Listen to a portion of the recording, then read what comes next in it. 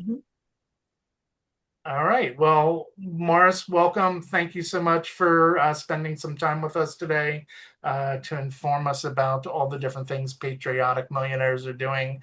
I'm particularly very interested and think this is a really important issue. So I'm eager to hear what you've got to share, and I'll let you start, and then we'll do some Q&A afterwards. Sure, thanks. My name is Morris Pearl.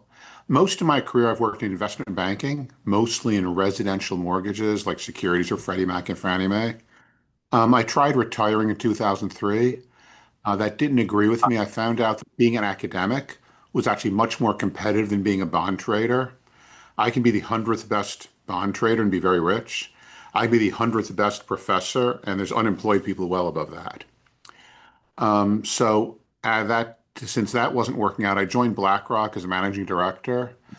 I worked on figuring out how much the Citibank bailout was costing the government. I was 2 years delving into that. And then I did similar projects for the United Kingdom, for Greece, for the Republic of Ireland.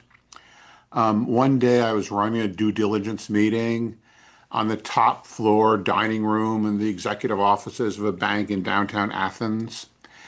And I walked over to the window so people wouldn't see I was taking two chocolate puddings from the dessert buffet. And I thought I was watching a parade for a moment, and I realized actually a riot going on. And I looked back at the people I was having lunch with and sort of thought, was I really doing any good for the rest of the people of Greece, other than a couple of dozen executives whose jobs we were saving by getting their bank bailed out? A few months later, I told the people at BlackRock I've done as much as I can for them, and I've been doing politics and policy work, mostly with Patriotic Millionaires and a few other organizations, pretty much full time for 11 years now. So that's worked out well for me. And I recognize I was fortunate to be in a position I didn't have to earn any more money. So that's been good. Patriotic Millionaires is a group of rich people that we get to speak out for their long-term enlightened self-interest instead of their short-term self-interest financially, which makes news.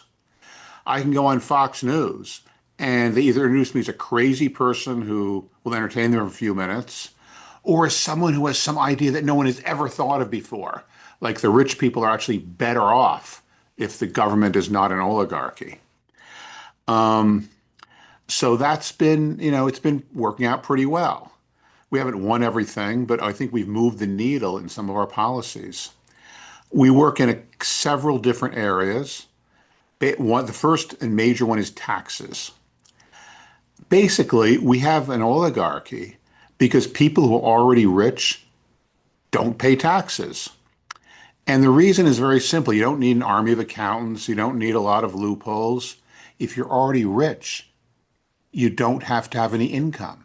And if you don't have any income, you don't pay any income taxes. It's that simple. Rich people don't need income. And that leads to the buy, borrow, die system. That's what I was testifying about before the US Senate when the Democrats were in control. And Ron Wyden was the chairman of the Senate Finance Committee. Basically, people like Elon Musk, who have billions and billions of dollars, can just, and me too, I don't have billions of dollars, but I have a few million. I can withdraw money from my brokerage account and spend it and live very well and not have any taxable income.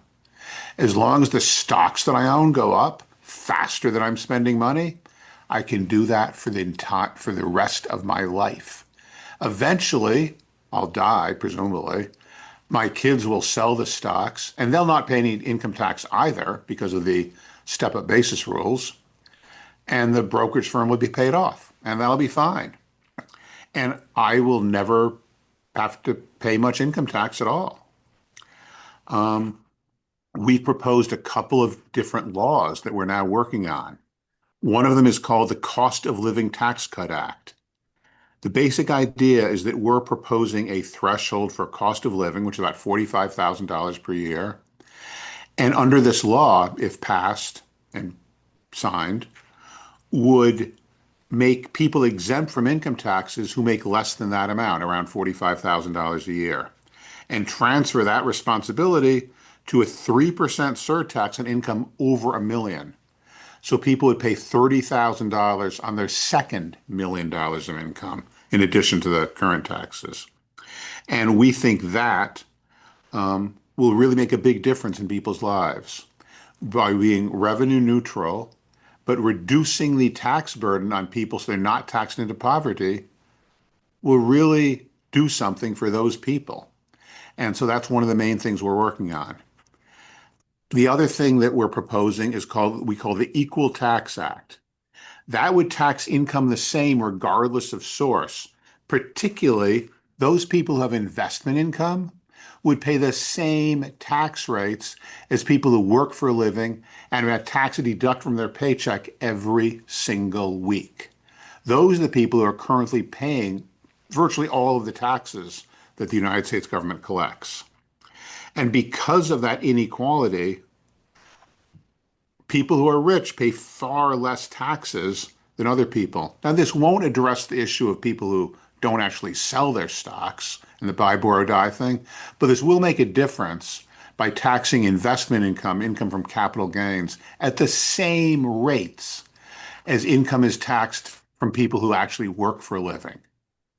So we believe that's the other thing that we're currently working on at this time. So between those two, we think that is something that our political leaders should be promoting and running on to tell the American people that there's actually something can be done. You don't have to live in an oligarchy. That's a decision that is made by you, by your voting for your elected representatives. And you can make a different decision. The other issues we work on are minimum wage. We believe the minimum wage should be significantly higher so that all of the people who are working at those jobs will make enough money to live on. We believe people do far better off when they're making enough money so they can live on the money they make. And the vast majority of people who are in minimum wage jobs are people who are trying to earn a living, who are supporting a family, who are adults, it's not the idea of, rich teenage children of millionaires is simply a falsehood that's been spread by other people. The vast, vast, vast majority of people are supporting themselves and their families who are in low wage jobs. The other thing we're working on is equal political power. That's the third thing. We believe that everyone should have the same access to their government that we do. And it's really not right that somebody like me have people running for office sitting right here on my table in front of me.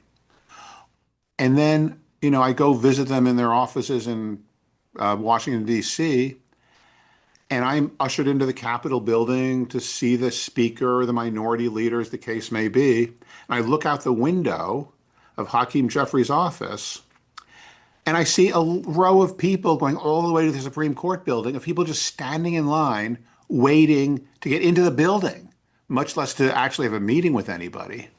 And something is wrong with that system. It's just not right.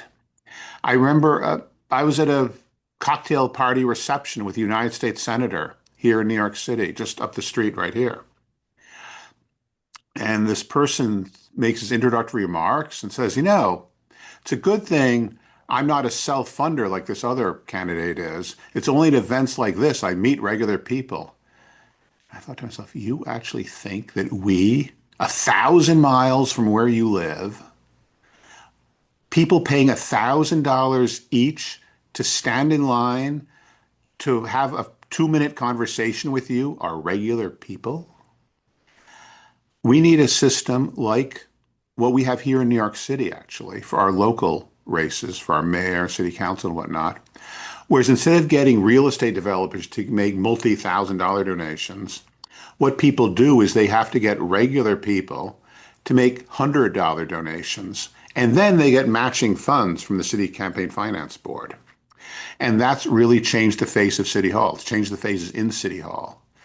And it's really made a big difference. That was part of HR 1 that was passed by the House when Nancy Pelosi was Speaker.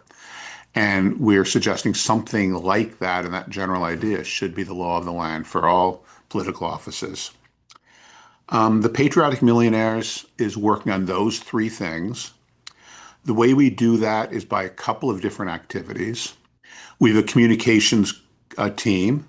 We're kind of run like a press and communications office, but as a nonprofit working for our members for these particular issues. So we get our members to speak out. Groups like yours, Fox News, any kind of journalists, we arrange members to talk to. So we have several people whose full-time job is just getting our members in front of journalists, talking to people, getting the word out that rich people don't actually want to live in an oligarchy, that we actually prefer living in a country where everyone is doing okay. That's the kind of country where we made money and got rich, where a country filled with people who can afford to buy expensive ice cream and expensive shoes and all the other things that we, patriotic millionaires, got rich selling to people. So that's one of the main things we work on. We have a legislative staff who is working on going to congressional offices and promoting these bills and getting them sponsored and getting people to co-sponsor them and work on them. So, as lobbyists. So we have a group of people that both talks to congressional offices, congressional staffers. Why they always say talk to the office, it's sort of beyond me. They talk to the staffers who work in the offices and do that. So, and we also bring our members on lobbying meetings several times a year. So we have that. We have a political organization. We have a PAC now.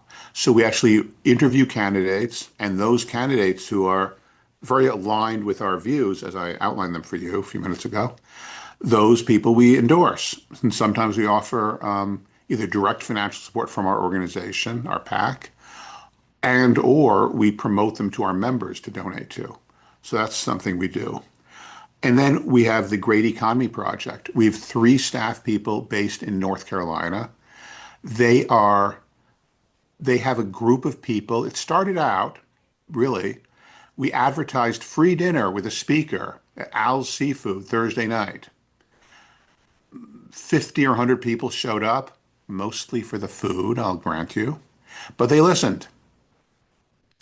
After about 5 or 10 talks, like every other Thursday for a few months, they transformed a group of people who actually needed some extra calories to a group of people who are like a political club. They chartered a bus. They went to the state capitol to go lobbying. They set up tables at their state fair. They are recruiting more people for our issues. Now, they may never call themselves Democrats or progressives, but they're working on these exact issues that I talked to you about, talking to their state legislators and talking to voters, and maybe they'll make a difference in North Carolina.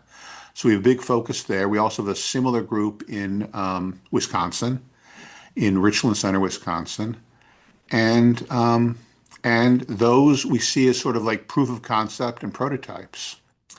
We've expanded internationally. We now have 4 staff people in the United Kingdom based there, and we have about 60 some odd paying members of the United Kingdom. And we have 1 staff person who's recently relocated to Canada. And we've started recruiting people in Canada, and we have a bunch of members there. So it's international, now in 3 countries, maybe working on another country or two. And that's basically what we do. And happy to answer your questions or Awesome. talk to you about anything. Thank you again, Morris. I so appreciate what you're trying to do and taking some time with us today. So, for those who haven't been here in a while or don't remember, but I think most of you have been here quite a bit, we prefer people ask the questions themselves live. Try and give everybody one question so that we can make sure as many people get a chance to ask a question as much as you want, and also try and make it a question as opposed to a stump speech or promoting a product or something like that. So I try and go last unless no one else has a question. But Tracy, I saw that you put one, you didn't want to ask it. Okay, well, anyone else have a I want to question? ask a different question, but I'm not ready yet. No problem. Faye, go ahead. Well, first of all, it just makes so much common sense. It's so Thank you. great. I'm really happy to hear about this. My question is, it sounds like you really have ways of getting to existing politicians. You're also kind of, it sounds like with the PAC, you're helping find candidates who would promote Yeah, this body of work. we're working on it. Yeah. Um, so how is that impact going? It feels like right now is just this real opening because there's such breakdown. I mean, neither side is really coming through with policy that we need, it seems to me. So how is that going to fill this space with real transformational policy? Just love it. Well, um, as you may recall, our side was not particularly successful electorally in the most recent election Yeah, yeah, in 2024. So by that measure, it's not going well at all. yeah, By the measure sort of moving the Overton window yeah. over the past years, yeah. I mean, these ideas, when Bernie Sanders ran for president, 9 years ago, this was crazy. But Mhm. a few years later, it was part of Joe Biden's budget. Yeah, It was part of the bills that Ron Wyden was promoting, when he was in the majority and the chairman of the Senate Finance Committee. So I think we moved the window of conversation a lot. These are considered sort of normal ideas now. I mean, not by the majority of the House or the Senate or the current president, but they're considered normal ideas by the other side. So I feel we've been successful in some ways. Some of it is, by being brilliant and logical, I hope. yes. And some of it is the fact that, I have business cards that say Patriotic Millionaire. And very few people turn down a meeting with a guy who represents a group of millionaires. The downside is I do get hundreds of emails a day since they put my name on their email list, most of which I ignore. But yeah, we do have a great deal of access. And we're trying to use that access for the purposes we want to use it for. I don't claim to be totally altruistic. I'm not like a philanthropist. I'm trying to use the resources I have in the same way other people do use the resources they have in order to change the world the way I want to. And I'm trying to change the world so that my children, and now I have a grandchild, grow up with the kind of opportunities I had, where I grew up in a world with, lots of people who could afford to buy stuff. My parents were part of a family business that had little clothing stores all over northern New York State near the Canadian border and part of Vermont. And that only worked because all the people who lived in those towns had money for basketball shoes and prom dresses and things like that. And that's why we did okay. And so I'm hoping that my grandchild can also grow up in a country where lots of people have enough money to do okay. Does that answer Yeah, your question? I was just interacting with my granddaughters here. I'm grandmothering today. Oh, good. Just seems to me that what you're promoting is beyond left and right. And I think those are the ideas that are going to pull us forward. It's deep common sense for both sides, and it's the both sidism that I think is making us kind of dumb. So I just love the beautiful common sense of this. I guess it depends how you define left and right. I mean, by some definition, we're the far left, of course. Um, but yeah, I mean, it makes sense to me, of Right. course, but Yeah. we But have to explain it to people who, are not on our side necessarily. And congratulations on your new grandchild. Or my grandchild is 6 now, Oh, so okay. I thought it was she's like still pretty young, last but night or something. Okay, yeah. no, no, All no, right. no, no. She's a 6-year old, and she helps. I'm teaching her to cook, so. That's Oh, working out oh, that's really. good. Yes, that's Who my else? project. Who else is ready with a question? I have a question. I'm curious, how successful have you been at recruiting other millionaires and or billionaires to join your cause? We have 200 and some members in the United States. Very few of them are billionaires. Um, Do you think that's there's a reason for that? that very few are billionaires. Yeah. Um, well, first of all, there are billionaires who sort of agree with us. People like Tom Steyer, um, for instance, um, and a few others. But somebody like him, he has his own political organization. Uh, So he doesn't need to join a group like ours, because the advantage of joining our group is you get the advantage of having this team of professionals, communications people, press people, political people, to work with. But if you're a billionaire, you can just hire your own team and tell them to do whatever you want. So, we have a number of people I talk to. Uh, two of Charlie Munger's children I'm in close contact with, but I mean, they're not inclined to like be part of a group of hundreds of people who, share something because they think they're brilliant uh, and want to do their own thing and want to hire people who do exactly what they tell them to do, which they do, which is fine. So I don't think we're going to get a lot of billionaires. Like Nick Hanauer is not going to join our group, even though he's very much in line with our philosophy. And we're not like, I mean, most of our recruiting is by word of mouth. mhm. You can ask Victoria how she found out about our group, but a lot of people, it's, sitting on a train next to somebody and talking for a few minutes. It's, oh, Patriotic Millionaires, what's that about? Or standing in line waiting for, something at TSA or something like that. So, I mean, a lot of people we've recruited, just some of our members go to fundraisers for political candidates and chat with people. Honestly, that's one of our main recruiting techniques. Not techniques even, but happenstance. Could we expand more? We could. I mean, we could try harder. We have a budget of, about $4.5 million a year, which is what our members donate, and we use to pay for our staff. I mean, that's our main use of the money is for staff payroll.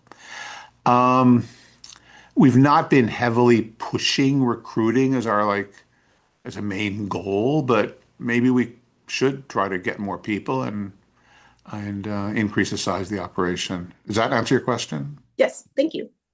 Thanks, Wendy. Lindsay, Hi. This is not going to come out well. Oh, I just lost it. you always do well, Lindsay. You're so nice. Quick question. I know we are on a California well-being economy, and people's lives are multidimensional. Our streams of service, government, are typically linear. And whether it's taxes, healthcare, poverty reduction, are you also open to that? Because I realize you said a lot about taxes, minimum wage. Are you also expanding that? And you also talked about equal political power and how your teams have easy access.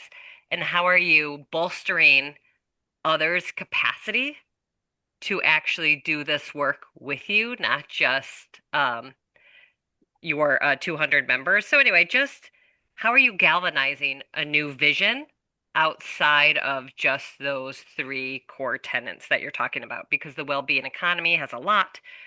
So just, sorry, curious Yeah. about that. Honestly, we're not doing everything. We're a small organization. Our entire staff is about 20 people. Um, so we don't do everything. We're focusing on inequality. So we're thinking that the root cause of all these problems is sort of this inequality and this idea that a small number of rich people have so much political power compared to everyone else. And if we can address that then the other things would be much easier. So we're not working on gun violence protection. We're not working on, reproductive health care access. There's a lot of things we don't work on. And part of the reason is because we don't have some special thing to say being rich people. Rich people don't have a different view on, gun violence protection than other people have, as far as I know. But we do have a different view on taxes. And that makes the 6 o'clock news. When I say that I'm a rich person, I think rich people should pay more taxes. Whereas I don't get on the 6 o'clock news saying I'm a rich person, I think we should prevent gun violence, which I mean, I think would be fine too, but is not where we're putting our efforts. So we're trying to sort of stay in one lane. There are a lot of organizations working on a lot of things. And yeah, and so we're focusing on a few things, not everything. But we feel that by having the oligarchs having less political power in comparison to everyone else, and sort of less inequality in general, so that other people would have political access that now is held by mostly rich people, that would eventually help address these other issues. Yeah, and can I just jump in? Hi, Lindsay. Nice to see you. Victoria Hattersley here. The other One of our piece I would members, add, what? one of our members. And Yes, the woman who Patriotic made this Millionaires. happen too. So thank you, Victoria. Oh, you're welcome. And I'm also work with Better Together America, which is all about building local civic hubs that can then be combined into regional, statewide, and hubs. It's a new concept, and we're working on that. And Lindsay and I were part working on that a while ago. And so I would say, but the thing is also that, as you all know, being working on well-being, the well-being economy, if this part about raising the minimum wage, about bringing people up and not taxing them into poverty, when people have subsistence, when they're living, when they're not stressed as you all know, when they're just trying to survive, that gives a space, the emotional, intellectual space to perhaps then be engaged in civic life and then be able to advocate for what they believe in. So because when you're not getting what you need, the necessities, you don't have time to focus on that. You don't have time to go to a town meeting. You don't have time to engage and read the articles, and you're just trying to survive and feed your kids and so on. So that piece also um, will help people get more of what they need by being able to vote for people that will support their needs. Does that make sense, Tracy? Tracy, Yeah. do you feel like, I'm sorry, Lindsay. Lindsay, sorry, Lindsay, Tracy. Yeah.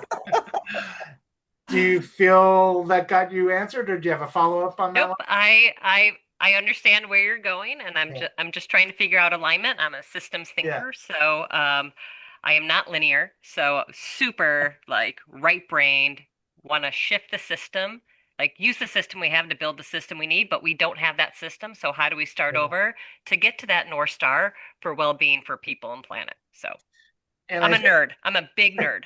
you're a wonderful nerd. Part of our part of our problem is, I think, sort of access to political power. I was once giving a speech. I think I was at the University of New Hampshire, but I forget where I was. But during last campaign, and I said, like, how many people could afford to take off for the next few months and run for office? And of course, virtually no one raises their hand, except for a few 17-year-olds. And and that's part of our problem, is that basically it's much easier for rich people to run for office. I laugh when I see people saying, "Oh, we should make Congress people earn the minimum wage too. That would make them understand." I say, no, that would mean that only rich people will be in Congress, because people who have to pay for their kids, people who have kids could not run for Congress under those circumstances. And so I think we need to expand sort of who can run for office, who can serve in office. I think that would help too. I would propose having political candidates, being staffers of their own campaigns, what I believe is now legal, but frowned upon for whatever reason, as another possibility. Victoria, go for it. Oh, I'm sorry. That was a No problem. misreading. Well, I'd love to ask a question. Um, Sure. so clearly it seems to me there's a disconnect between what you're advocating for, what probably a large percentage of the general population would like in terms of taxes, and what the politicians are willing to do. And so there's clearly some influence on them. Or maybe you disagree. Maybe you think most general public isn't in favor of raising taxes on the wealthy. But either way, I'm just curious, what are the headwinds, and how do we fight those headwinds that keep us from making these things or similar things a reality? Well, I think these issues are related.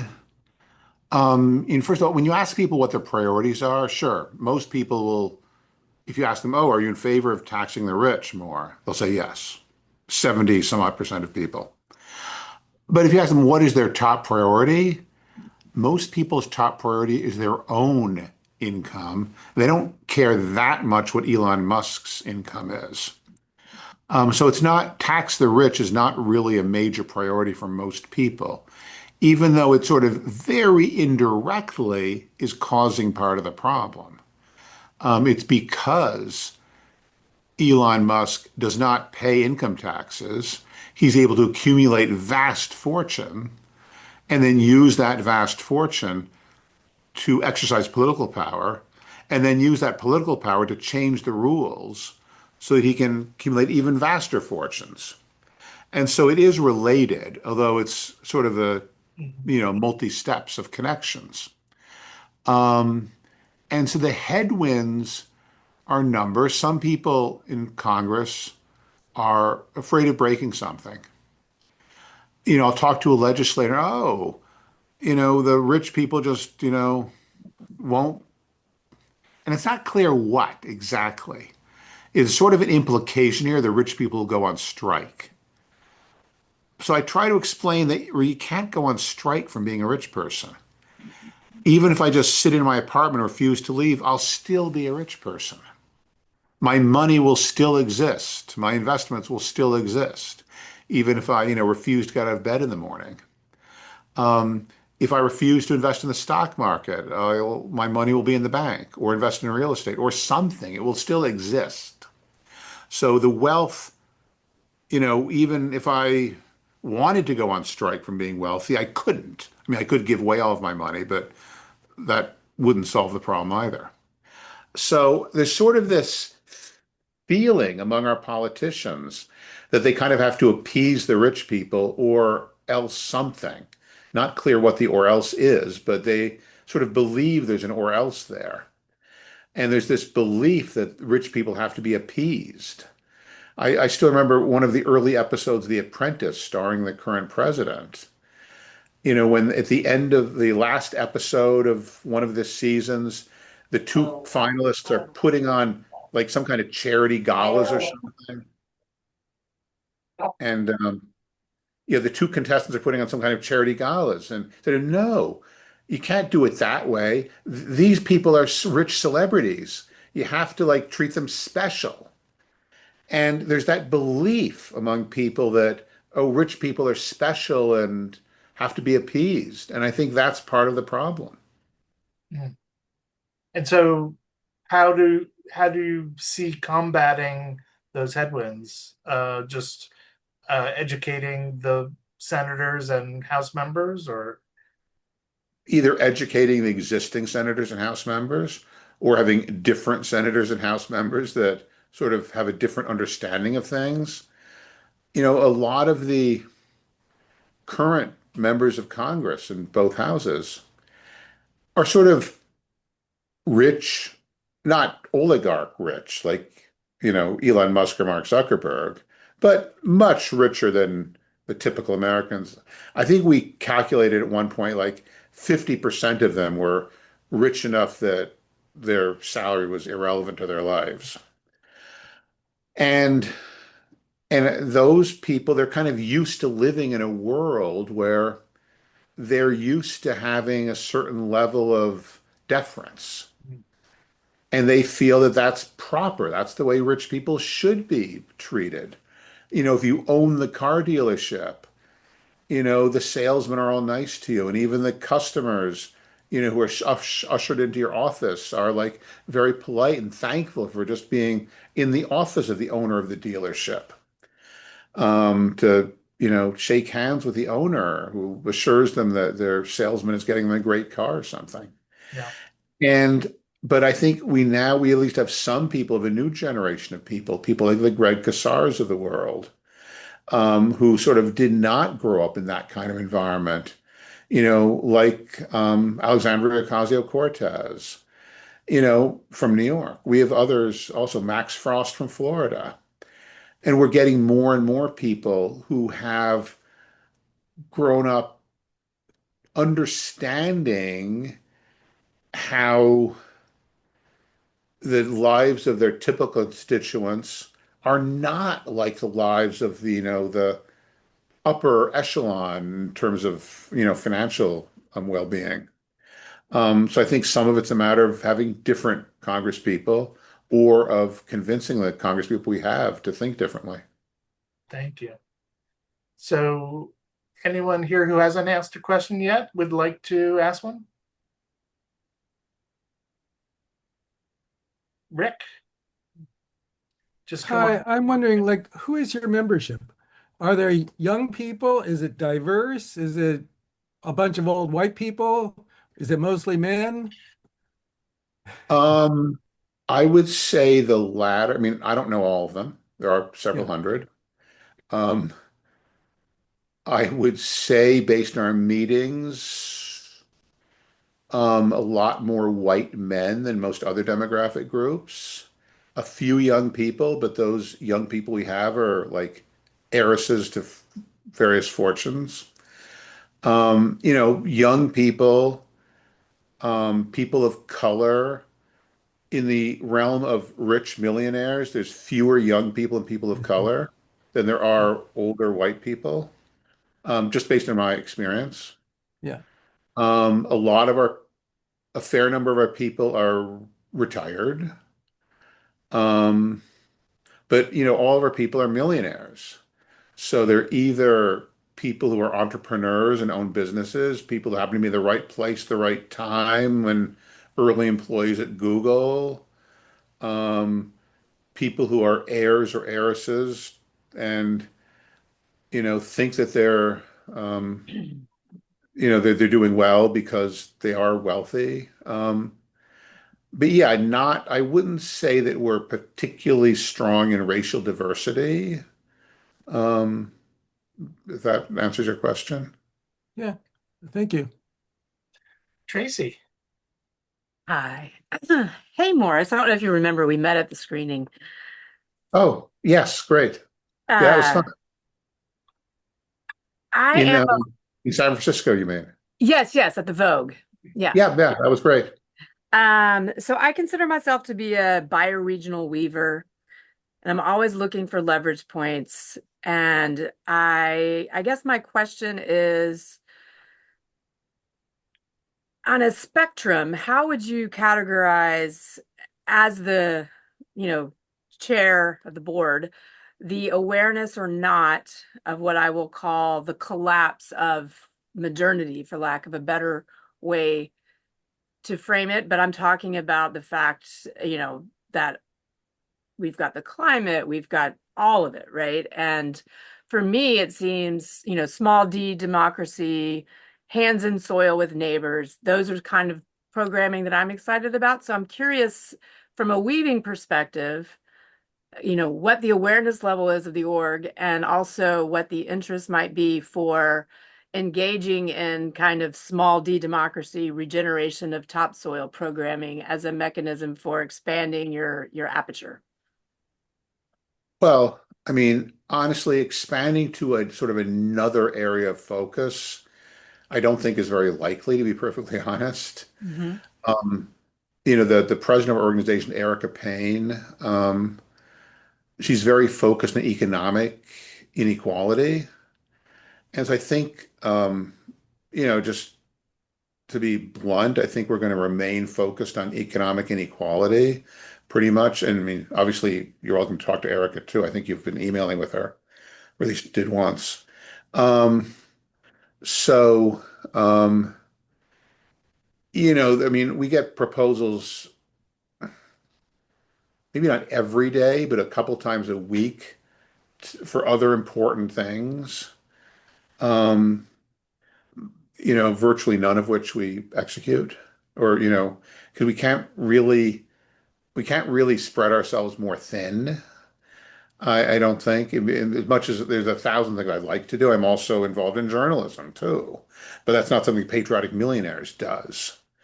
I'm the chair of the gala in Los Angeles next month for Capital in Maine, but that's not a Patriotic Millionaires effort. Um, so there's a lot of things I'm interested in, but that Patriotic Millionaires can't do everything. Although, I'd like to do a few more things. Um, yeah, I mean, there's a lot of awareness among our board members are six people. Erica, uh, Chuck Collins, who was an heir to the Oscar Myers fortune and gave away all of his money, has become an advocate for basically working in advocacy his whole career now. Anna Marie Archila, who's best well known as an immigrant rights advocate, and is a brilliant expert on immigrant rights and just very important these days.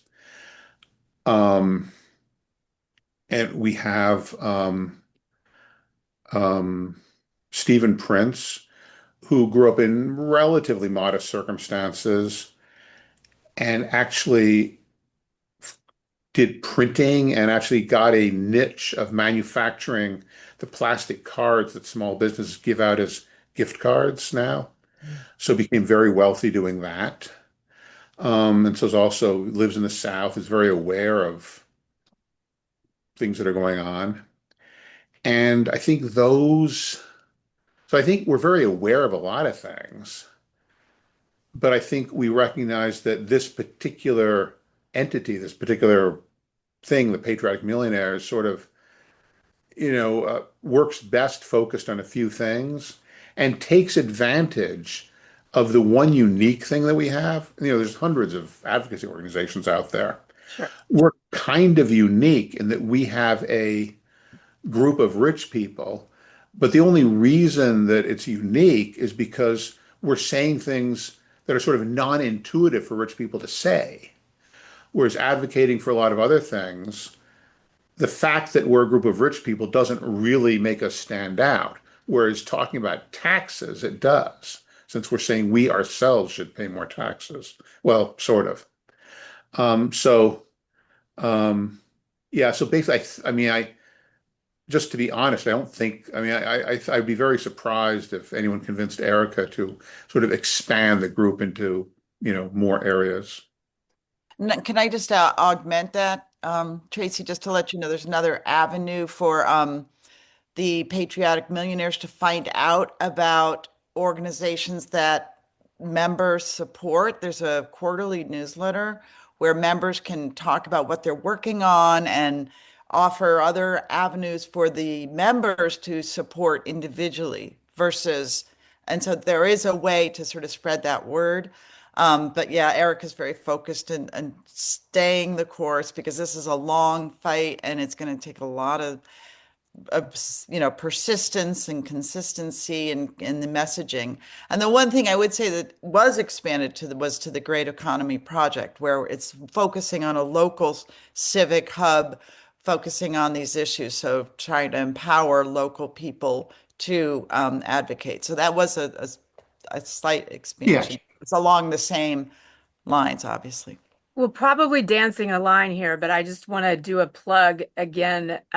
Erica and Morris saw this, but there's a regenerative economics course starting with John Fullerton, who evidently Erica and John Fullerton go back to, which is amazing. And I'm an ambassador for Capital Institute.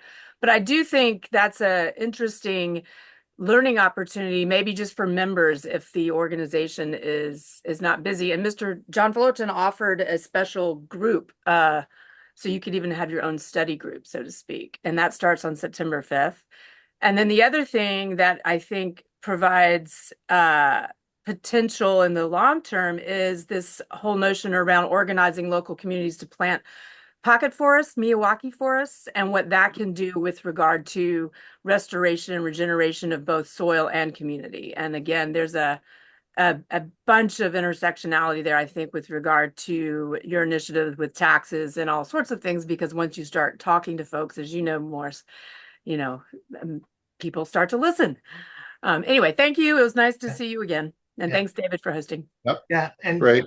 and Tracy, I put a link to We All International's platform in the chat, We All Together. You might want to put John's current session in there. I think, John's been involved in the Global Alliance too, but it's always good to help keep people updated on the platform that a new session's starting. And if anyone here needs a link to join, just let me know. Yeah, and save 10% with circular patterns code. Just kidding. Is there anyone who hasn't asked a question yet who wants to go? I think almost everyone's gone. So is there anyone who's got a second question? And David, you can feel free to give my email address to everyone. I will If send it anyone out wants with the video. if people want to follow up with something, Thank you. Anyway, we could do I that. appreciate that. I guess I have a question then, which is, in some of the work that you just talked about in terms of the headwinds and what you're trying to do, how can other groups, like obviously in a well-being economy alliance, we're very much interested in a lot of the same things, trying to raise people's income levels, trying to change political power. So how do other groups interact and support or expand on the work that you're doing? Well, the kinds of things we do, like we do work with other groups, we do joint events, we do promote things. We've worked with a lot of other groups, mostly on working on these issues, minimum wage, taxes, campaign finance reform. But the kinds of things that we can do, like we don't raise money for other groups. We just can't do that. I can't ask Victoria to donate money to something else. But we do. Well, the one thing that we're pretty good at is if you're having an event and want one of our people to come speak at the event, particularly like people advocating for more funding for schools here in New York. More funding for schools means higher taxes. Many times we've had several of our Patriotic Millionaire members speak out saying yes, and we're rich people, and we think we should be paying higher taxes because we do need more money for this or that. So that's the kinds of things that we do. And you're welcome. I mean, if anyone is interested, I'll be glad to get contact information for our staff people in communications and political to, if someone actually has something I want to collaborate on. Yeah. And Victoria, a question for you. I know you're very passionate about the Great Economy Project. Could you maybe just explain what some of the goals are for it? And because I think part of what we may focus on here at Wellbeing Economy Alliance in California is the community-led efforts for next year. I think that's going to be a major theme for us. And it sounds like that's really what the Great Economy Project is about. And of course, Better Together America, but we'll talk about that another time. So it sounds like past this initial free dinner, there's a lot of other work being done to try and create community and community projects. So either of you, whoever wants to share about that, I'd be very interested in that. So the first thing I would say is we should send a link about the Whiteville movie Sure. for Yep. folks to I don't know, David, if you've already had that, but it's all about it's a documentary around the development of the Great Economy Project, which is they created a civic hub basically of people, and it's about that development. It is so heartwarming and inspirational to see what happens now. And so the goal is to educate people about just give them the basics of understanding of how the public economy works, how the money is where the whole cycle of the money and who pays what, and to let them know that number one, there's this inequality and it's not fair. Number two, you have the power to influence this through your vote and through your advocacy. And so teaching, getting them engaged, first the baseline of understanding what's happening in the world and how it impacts them, and then letting them know how they can have a collective impact, and then helping them to do that.